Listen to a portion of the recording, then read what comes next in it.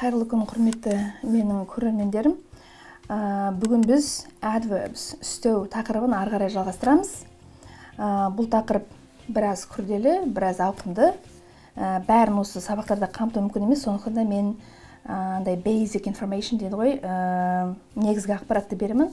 Ары қарай толықтырып дайындалу өзіңіздің жауапкершілігіңізде болу керек.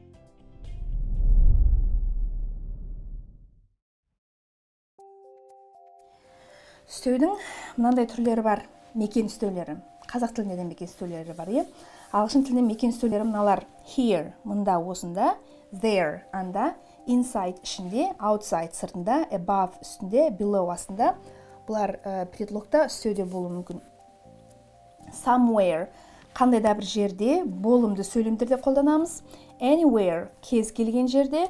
Nowhere, еш жерде, ешқайда. Мысалы, I will stay here until spring.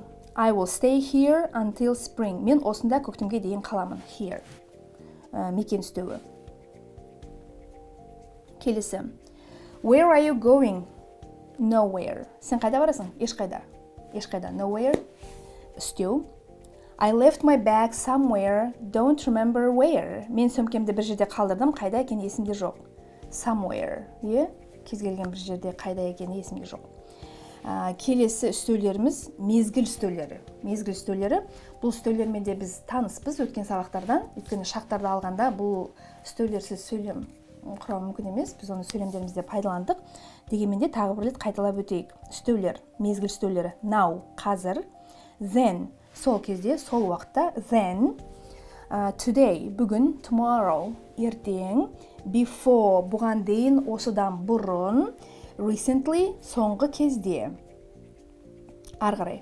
Once, бірде; never, ешқашан; ever, бұрын соңды, осы уақытқа дейін; always, үнемі; often, жиі. Кейбір ағылшын тілінің қолданатын елдерде, әсіресе Англияда, often деп айтады, often.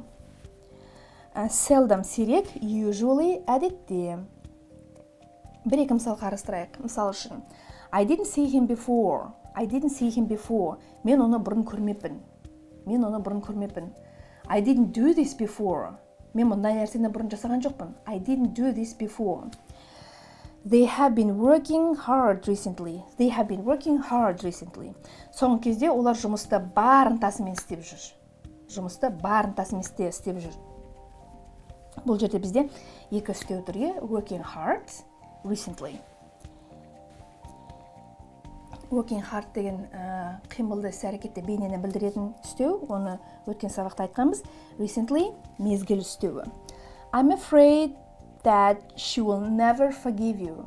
I'm afraid that she will never forgive you. Ол сені ешқашан кешірмейді деп қорқамын. Never, never. Tomorrow we will be better than today. Tomorrow we will be better than today. Ертең біз бүгіннен де жақсы боламыз. Мезгіл үстеулері. Tomorrow, today.